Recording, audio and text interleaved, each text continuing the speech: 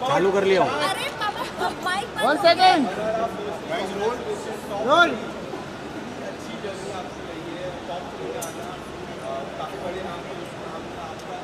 या look centre. नहीं, हाथ हटाना है। बहुत बहुत थैंक यू, बहुत बहुत धन्यवाद पूरे इंडिया को। एंड आप सबकी वजह से मैं बहुत भारत देश में बहुत प्यार पा रही हूँ। So thank you so much. मुझे पता चला कि लोगों को मेरी जर्नी बहुत अच्छी लग रही है, क्योंकि सब कह रहे हैं मैं बहुत नेचुरल थी घर के अंदर। एंड मुझे बहुत एक्साइटमेंट है कि मैंने टॉप किया सब गर्ल्स के अंदर भी। सो या बॉयज़ थोड़ा सा आगे रह गए, पर गर्ल्स की बात तो यही है ना, मनारा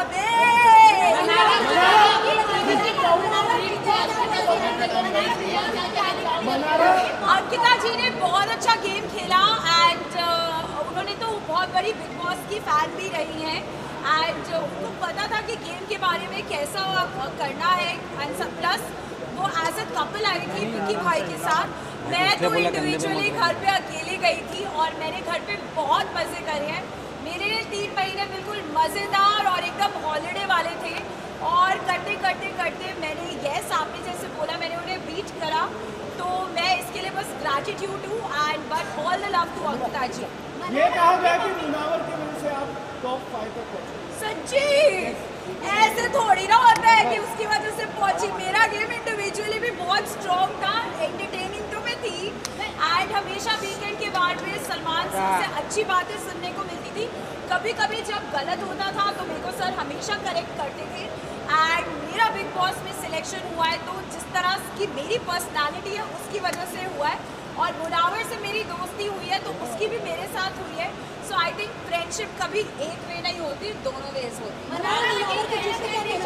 आप मनावर के साथ ही नजर आई और मनावर ने आपको बहुत राय मशवरा दिया। इनिशियल डेज में लगता था कई लोगों को कि आप दोनों का अच्छा चलेगा, बट आगे जैसे जैसे शो बढ़ता गया आपको कन्वीनियंस के हिसाब से मनावर को अपना फ्रेंडशिप जोन में लाने लगी। और जब मनावर की पर्सनल लाइफ आने लगी तब उनकी पर्सनल लाइफ से भी आपको प्रॉब्लम हो गया। आप जब बात ना करें तब भी आपको प्रॉब्लम हो गया। ये सब कन्वीनियंस के हिसाब से ही लोगों को लगा। इसके बारे में आप क्या? तो मैं जब एक्चुअली बताऊँ, मैं रियल लाइफ में बहुत जज्बाती इंसान हूँ। अगर मैं किसी को दोस्त मान लेती हूँ तो मैं उनके लिए बहुत मतलब मुझे लगता है कि मेरे घर से रिश्तेदार आए हैं। तो हाँ, मुनव्वर ने मुझे बहुत हेल्प करा, क्योंकि मैंने बिग बॉस का सच्ची में मुझे कुछ भी मालूम नहीं था। और जब वहाँ पे एक्चुअली जब आप लोग टीवी पे देखते हो ना, तो जब कोई लड़ता है ना तो अलग आवाज़ें वो लगती हैं, बट जब आप वहाँ पे बैठ के फील करते हो it's a very different emotion. So I am grateful कि वो वहाँ पे था। उनके अलावा भी और भी बहुत लोग थे। आई थिंक तहलका भाई हमेशा था। मेरे पूरे जो जिनको मैं कहती हूँ मायके वाले वो सब थे वहाँ पे। अरुण भाई थे और बहुत सारे लोग थे।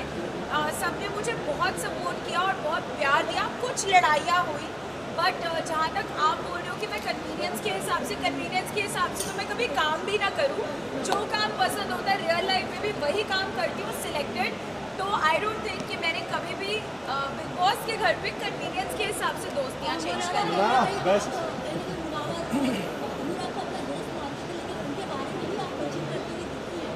अच्छा, तो मैं सीधा बोलती हूँ, मैं इतनी कोई परफेक्ट लड़की नहीं हूँ। मैं जो हूँ मैं ऐसी सी ही हूँ। अगर मैं किसी के साथ 6 घंटे कहते अनुराग के साथ बैठ के बातें करी थी, तो ऑफकोर्स अगर मुनव्वर और अनुराग दोनों ही मेरे दोस्त थे शो में, तो ऑफकोर्स दोनों की एक आधी बात आई होगी इधर से उधर। एंड आई डोंट थिंक इसमें कुछ रॉन्ग है, बिकॉज रियल लाइफ में भी आप सबके साथ होता होगा ना। अगर एक ग्रुप ऑफ फ्रेंड्स है तो आप इधर की बात थोड़ी उधर, उधर की उधर। ऐसा नहीं, उन दोनों की भी बहुत अच्छी दोस्ती थी। वो लोग भी आपस में उनका भी कोई ट्रैक रहा होगा जो मुझे घर जाके पता चलेगा। बट आई थिंक मैंने दोनों के साथ अच्छे से दोस्ती निभाई। अब देखना ये है कि घर के बाद वो लोग दोस्ती निभाते हैं।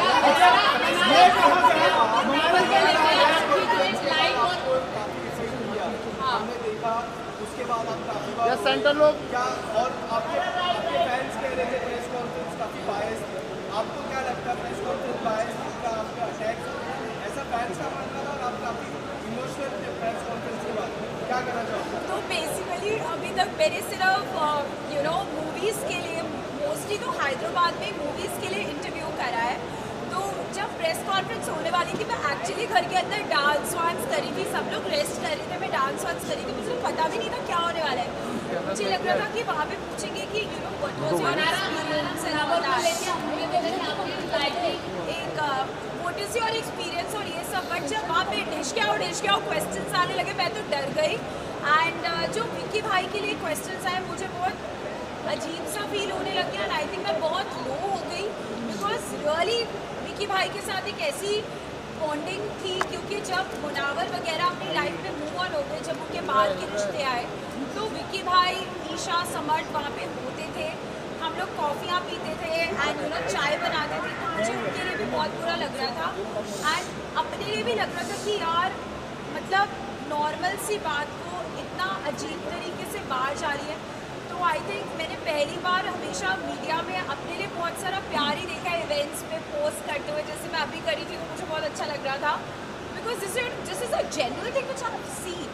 बट अगर वहाँ पे ऐसा हुआ तो आई शायद मैं रेडी ही नहीं थी, शायद मैं पहले का बिग बॉस देखती और पता चलता कि प्रेस कॉन्फ्रेंसेस कितनी हार्ड हिटिंग होती है, because they were not like press, they were actually like hardcore fans of big boss.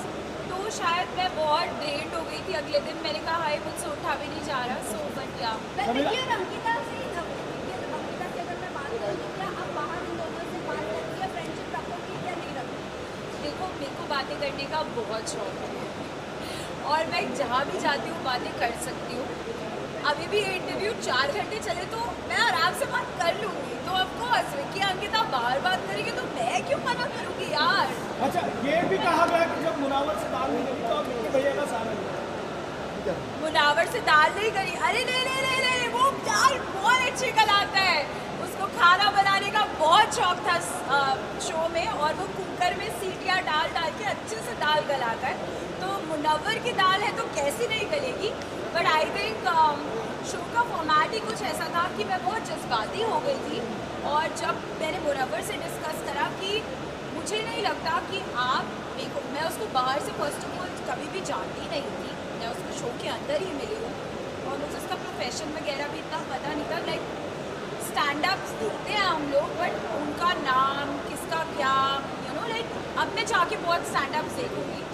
But मैंने मुनावर जीता इसलिए अपने फैंस के लिए मुनावर जीता इसलिए आप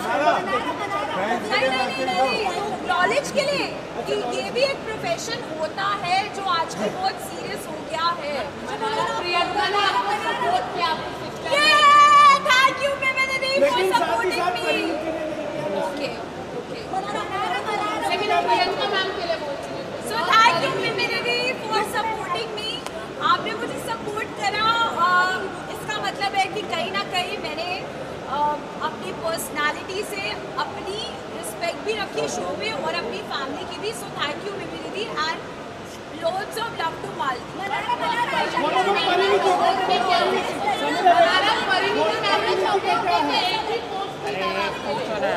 फिर आप उससे जाके पूछो, मुझे नहीं पता।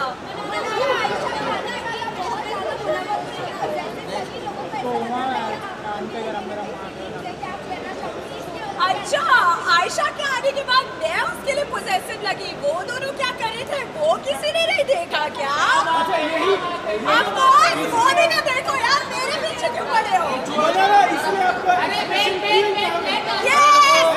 इंस्पिरेशन क्वीन सारा क्यों, आई लव यू। और अब हम मिलते रहेंगे, पार्टी करते रहेंगे।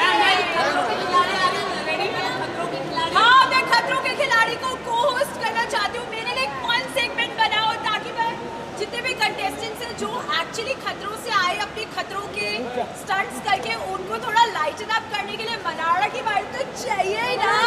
मुनावर के जीतने पे आपको क्या रिएक्शन है? Are you happy?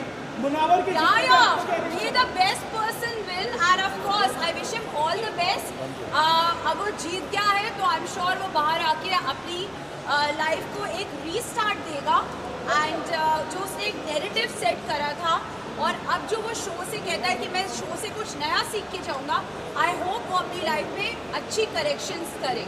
Thank you.